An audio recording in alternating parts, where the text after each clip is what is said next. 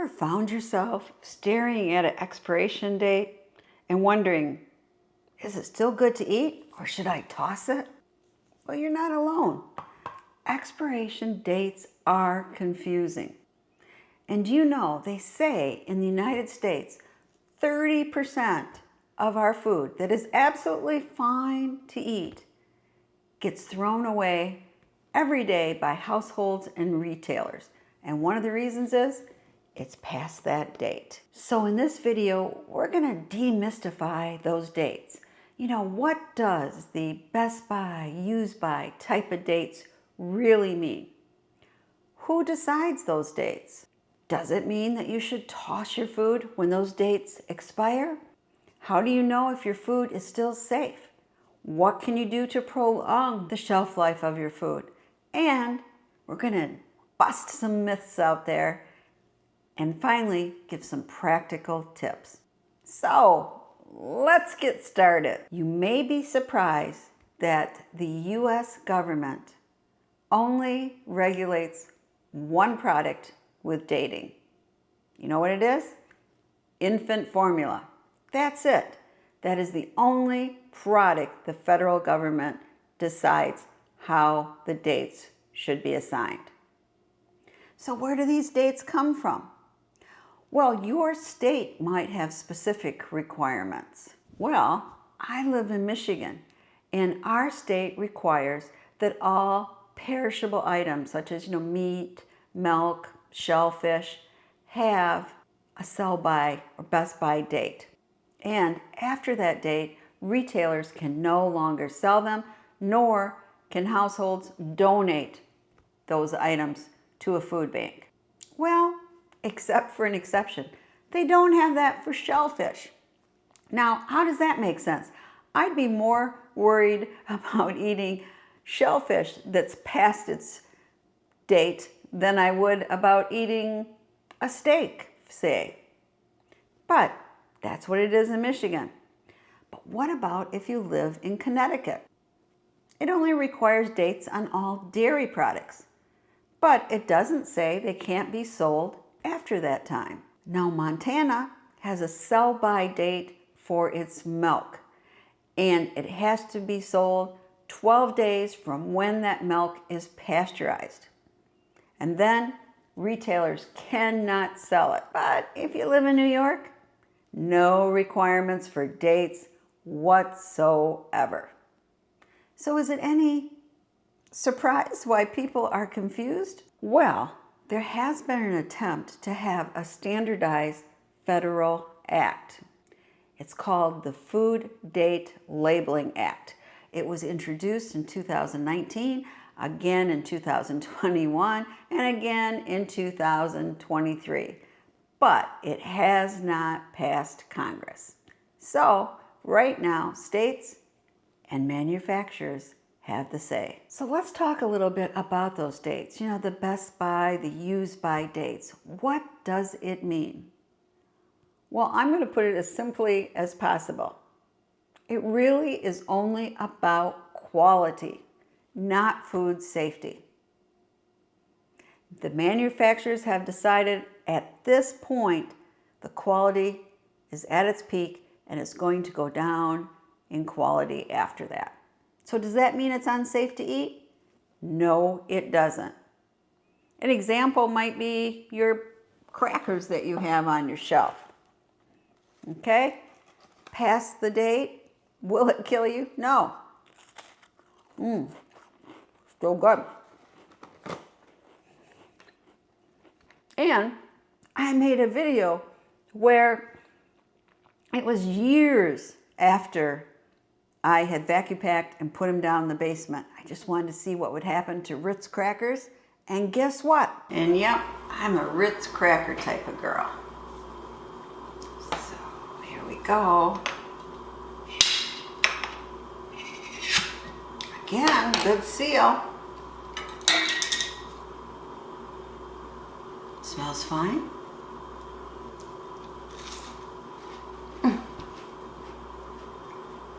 These are as crispy and chicken right out of the box. I mean, that's amazing. This is 5 years later. So these dates are talking about quality, not food safety. You might see sell-by dates. I think I see it often on meat, and that is to help the retailer know when to rotate its inventory. Now, I love that because when it gets near that date, my local grocery store puts it in a bin and I can get meat for 50 to 75% off. And that's what I do. I grab it up. I mean, who can afford to roast any other way now? I buy it, take it home, vacuum pack it, and throw it in my freezer. So it's a way I can save money. Now, what about use-by dates? Well, that is a bit more about food safety. You'll see it on things like deli meat or prepackaged salads, prepackaged sandwiches. That is about food safety. And I recommend following the use-by date just to be safe. It might still be okay for another day, but why take that chance? The expires on date. Well, that is on the infant formula, and you will see it on some medications. But other than that, it's not on other food. Well, at least in Michigan, not sure. Your state could be different. So then, who determines these dates? We've already discussed it's not the federal government. Could be your state, but often it is the manufacturer. They decide when it's at peak quality and they decide the date. So, who decides the date? It's not the federal government. It might be your state or the manufacturer. Let's look at some of the myths. One of them is all expired food is dangerous. Well, I know my niece believes that as soon as something gets close to a date, she throws it out. But as we've discussed, very often that date is about quality, so it's just not true. For example, okay, this canned soup isn't going to expire until January 24th, 2026. This one did expire in August of 2022. So why haven't I tossed it? Because it will be just fine. Let's look at the can. No rust on it, okay? No dents, gotta be careful about certain dents, and it's no bulging.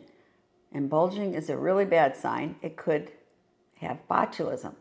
So it's fine. We're gonna open up the can, we'd smell it, look at it, no mold or anything, and it will be fine to eat. And if you don't believe me, how about the USDA? The USDA says that canned goods last indefinitely on your shelf, unless there's problems with the can, like I discussed. Doesn't mean that the quality won't deteriorate some, but it won't kill you. Here's another myth. What about if the color of your meat changes? You know, I hate it when meat will get a little, I call it like an oil slick color, you know, little rainbows on it. Yeah. Does that mean it's bad? Or what about if you get ground beef and it's nice and pink when you get it, but 2 days later, it's gray colored? Well, that doesn't mean the meat has spoiled. That's just a normal thing that happens from oxidation. But if your meat gets kind of slimy, smells funny, or has mold, yeah, it's time to toss it. But not just because the color of the meat changes. There actually are 2 different types of bacteria on our food. One is pathogenic, and that will cause the food-borne illness. The other one is spoilage bacteria. Yeah, and that can affect the taste and texture. But that one won't necessarily give you food-borne illness. Another myth. Food-borne illness strikes immediately after you eat the food. Well, it could. It could strike an hour later, a day later, a week later, or even weeks later. That's right. It doesn't even have to happen in the same day. And to add to the confusion, food-borne illness often mimics flu symptoms, right? Vomiting, diarrhea, fever. So many people think they have the flu, but really, they ate something they shouldn't have. It's estimated in the United States that every year there are 48 million cases of people who have food-borne illness and 3,000 deaths per year. And that kind of gets me into the next myth, which is everyone is at equal risk for food-borne illness. Well, I've often thought, I don't think that's true because, I could eat something and my stomach just goes funny, whatever, and my husband has no problem at all. Well, it really is true that people have different tolerances. You could eat some food that has just a little bit of those pathogens and get sick, and someone else could eat that food that has a lot of those pathogens and not get sick. So it really depends. And one of the factors is on their immune system. If they're an infant, they're young, the woman is pregnant, or you have an immune deficiency disease like HIV, or you've had a kidney transplant, you have diabetes, something like that can affect your immune system, you will not have the same tolerance to food-borne pathogens on your food. So it isn't equal. Not everybody is the same. So we've come this far. We've learned that most of the dates are about quality, not food safety. We've learned a little bit about food-borne illness. And now let's talk a little bit about what's on our pantry shelves. Again, you can keep a long time on your pantry shelves past the date as long as the can is okay. But that is not true for everything. For instance, oils or nuts, peanut butter, they will become rancid after a time, even if not opened. And eventually, your food, like your pasta or your crackers, might have a little bit of an off flavor. So they won't be as good because quality has been affected, but not food safety. Okay, so that's your pantry, but what about what you store in the freezer? Well, again, the USDA has said that freezer food stores indefinitely because if your freezer is kept to the right temperature, food-borne pathogens can't thrive. But of course, it doesn't mean that your food can't get freezer burn or deteriorate a bit in quality and taste. But that is good to know. So it doesn't really mean that after meat 6 months in your freezer, you should throw it out. Not true. In fact, once I found a pound of bacon all the way in the back in my freezer, and it looked fine. So I fried it up and it tasted delicious. I couldn't tell anything different, even though it was 5 years past its date. So as long as your freezer maintains its temperature, things are fine. Now, if you have a power loss, no, follow the guidelines and do not refreeze food and think it will be fine. That is not what I'm talking about. Oh, one more thing to talk about is leftovers. If you put leftovers, properly store them, put them in your refrigerator, you really should toss them after 3 or 4 days because at that time, food-borne pathogens can begin to multiply on them. So better safe than sorry. Occasionally, think I'm going to use something, I don't. It goes past the date. Then what I do is I go to the edge of the woods, I put it there, and the local possum, raccoons, foxes, coyotes, whatever, can have a little feast. But be safe with your leftovers. So for food safety, you want to be on the safe side. So you are looking if, the container is damaged at all. you are looking for something that smells funny, something that looks kind of funny, the texture is funny, maybe there is mold growing on it. All those are signs it's time to toss. If you have mold on your hard cheese, sure, you can just slice it off. But if it's on soft cheese, on your bread, or in your yogurt, it is time to throw it away because that mold can make you sick. Now, before you come to the stage where you do have to toss something, I recommend doing this. If you have in your refrigerator some vegetables or fruit that you aren't going to use right away, freeze it or dehydrate it. And that way you'll have it later and it's preserved. And the same for any meat or other things that can be thrown in your freezer.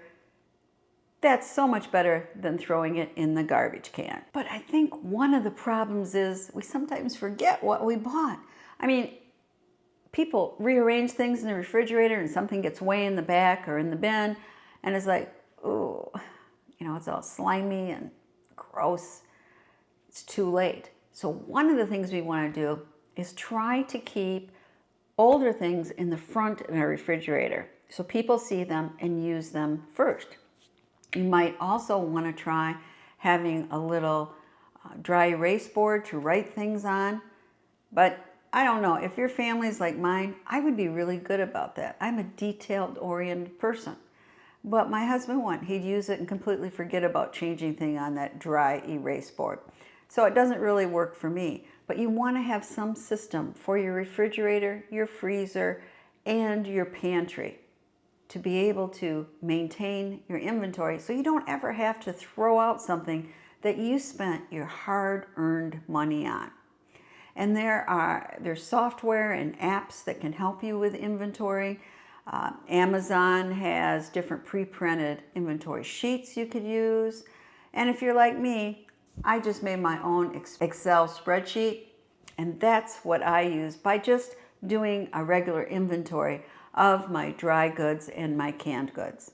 That works for me, but you have to find out what works for you. One of the important things you should do when you buy canned goods, bring them home, use a Sharpie and write on that best buy date.